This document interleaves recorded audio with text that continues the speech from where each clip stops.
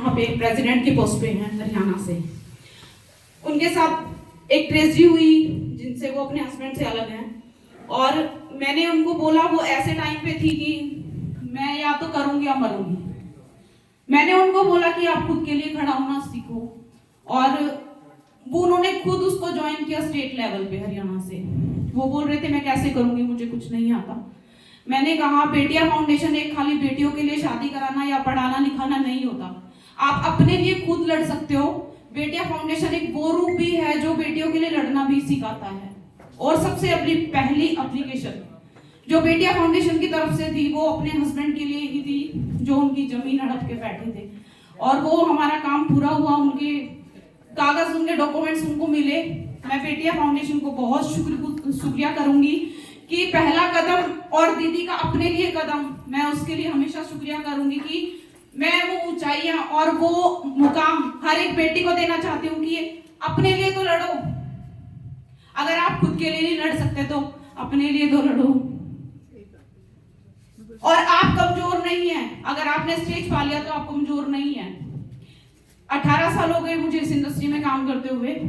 Beauty industry में मैंने हर बेटी के लिए हर छोटी से छोटी, बड़ी से बड़ी जगह में जाके काम किया है। और वो लड़कियां, गरीब लड़कियां जो कहती हैं कि मैम हमारे पीछे कोई सपोर्ट सिस्टम नहीं है, उनके लिए मैंने फ्री काम किया है। मैं उनको फ्री ऑफ कॉस्ट पढ़ाती हूँ और हमेशा पढ़ाती रहूंगी। मेरी पूरी इंडिया के अंदर मेरी टीम है।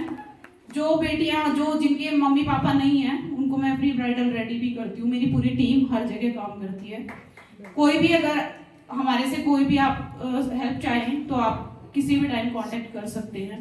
प्रांजल सर ने मुझे बहुत कुछ सिखाया। मैं सोशल वर्कर रही। मैं ज्वाइन करने से पहले ये सोचती थी, मैं प्रांजल सर को 8 साल से जानती हूँ, और मैं यही सोचती थी कि यार मैं कैसे कर पाऊंगी, क्योंकि मैं मेकअप आर्टिस्ट हूँ, और एक सेलिब्रिटी मेकअप आर्टिस्ट होने के साथ साथ मैं एक फ्रीलांसर भी हूँ, एक सोशल वर्कर भी हूँ, मीडिया एक्सक्लूसिव एडिटर दिल्ली से। मीडिया में मुझे 8 साल हो गए हैं, और प्रांजल सर से जब जुड़ी थी तो मुझे लगता था कि मैं पता नहीं कुछ कर पाऊंगी या नहीं कर पाऊंगी। खुद के लिए बहुत डरती थी। सब बोलते हैं लड़कियां ना बड़ी कमजोर होती हैं, और हर फील्ड में उनको बड़ा दबाया जाता है, उनके ऊपर शोषण होता है। बहुत सारी चीजें, मेरे साथ भी बहुत कुछ घटित हुआ। इतनी हिम्मत, इतनी पावर सर के साथ मुझे आई जब सर ने मुझे बोला कि सोनिया सबको दिखाना है, सब कुछ करके। सर सॉरी मैं बहुत कुछ बोल गई आज, लेकिन बहुत जरूरी है ये बोलना, क्योंकि लड़कियों को अगर आप खुद अच्छे हैं ना तो किसी की हिम्मत नहीं है आपके साथ गलत कर जाए। और खुद के लिए खड़ा होना बेटिया फाउंडेशन सिखाती है, ये सच्चाई है, मैंने देखा है। और जितने लोगों को जोड़ा है ना, आज मैं उन सबके लिए बोलूंगी कि खाली इवेंट कराने का नाम बेटिया फाउंडेशन नहीं है। बेटियों की शादी कराना या बेटियों को जमीन से उठा के उनको कुछ बिठाना, ये बेटिया फाउंडेशन नहीं है। बेटिया फाउंडेशन अपने हक के लिए लड़ना भी सिखाता है। ये मैंने अपने घर में देखा है। और उन बेटियों के लिए जो बेटियां कभी कुछ बन नहीं सकती थी, वो बेटियां, डॉक्टर ज्योत्सना मैम ने ऐसी जगह पे किन्नरों के लिए भी काम किया है। जिस समाज को लोग बोलते हैं ना कि यार इनकी बददुआ नहीं लेनी चाहिए, उन बेटियों के लिए भी काम किया है। वो छोटे बच्चे जो जमीन में, कोई कूड़े के ढेर में कोई कहीं गिरा जाता है, आप बोलते हो ना कि बेटिया फाउंडेशन में ऐसा क्या क्या काम है जो हम कर सकते हैं, तो बेटिया फाउंडेशन में उन बच्चों के लिए भी काम किया जाता है। जैसे अनाथालय होते हैं, ऐसे ही हमारे बेटिया फाउंडेशन उनकी शादी का, उनकी पढ़ाई का और वो सारा काम बेटिया फाउंडेशन की तरफ से होता है। दिल्ली में मुझे पोस्ट मिली अभी कुछ 7 महीने पहले। मैंने ज्वाइन इसलिए किया क्योंकि मुझे अपने एनसीआर को जवाब देना था। ऐसा नहीं है कि हम बोल के जवाब ही देते हैं, करके जवाब दो तो जाने। ये माइक है, थोड़ी देर पहले सर ने मुझे इनवाइट किया था, संदीप सर ने, और उस टाइम, उससे पहले मेरे मन में बहुत कुछ था कि मैं ये भी बोलूंगी, मैं वो भी बोलूंगी, लेकिन उस टाइम सब स्पीचलेस हो गया। अभी मेरी हिम्मत इसलिए हो रही है क्योंकि मेरे सामने सर भी बैठे हैं और मेरी माँ भी बैठी है। सच्चाई बोल रही हूँ, कुछ इसमें मुझे किसी ने सिखाया नहीं है।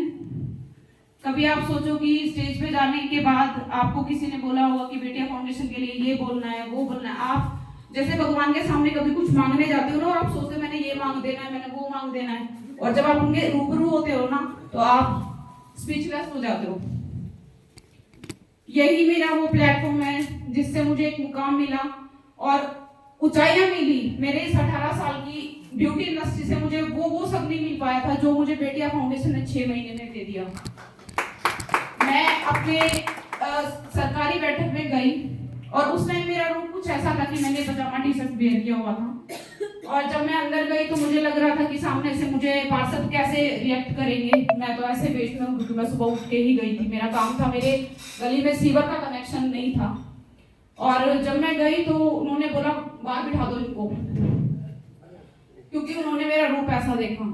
उसके बाद उनका लड़का आया कि मैडम किस काम से आए हैं आप, सर ने पूछा, तो मैंने अपना उनको रिव्यू दिया। This side Sonia Verma, professional celebrity makeup expert, exclusive editor and Betiya foundation president of Delhi NCR. तब उन्होंने मुझे सुना तो उन्होंने जाके अंदर बताया और सर ने डायरेक्ट मुझे अंदर बुलाया और बोले मैम इतनी देर से आपने क्यों वेट किया। वो एप्लीकेशन उसी टाइम लगी और 17 तारीख की डेट फिक्स हुई हमारे वहाँ के सीवर के कनेक्शन के।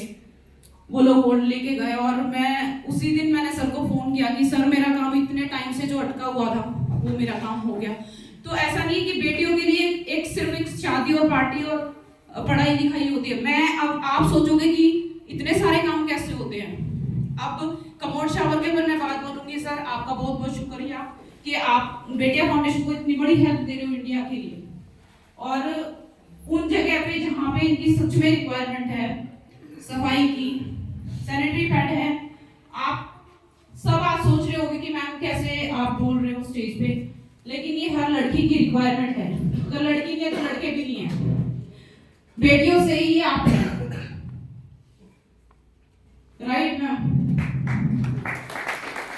शुक्रिया आप सबका आभार जो आपने मुझे सुना। बहुत कुछ है बोलने के लिए, लेकिन मेरे शब्द बहुत ज्यादा है और समय बहुत कम है।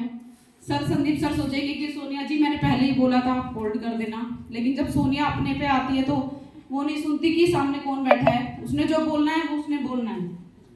तो थैंक यू सो मच आपकी कुल्लू की पूरी टीम को कि आपने हमेशा हमारे को इतना अच्छा सम्मान दिया। और पिछली बार भी हम आए थे, कुल्लू में इवेंट हुआ था, मैं बहुत खुश थी यहाँ की संस्कृति को देख के। और जैसे आज मैम को बनाया, मैम नेक्स्ट टाइम हम भी ऐसे ही बनना चाहेंगे। शुक्रिया रंजन जैन सर, शुक्रिया ज्योत्सना जैन मैम, शुक्रिया।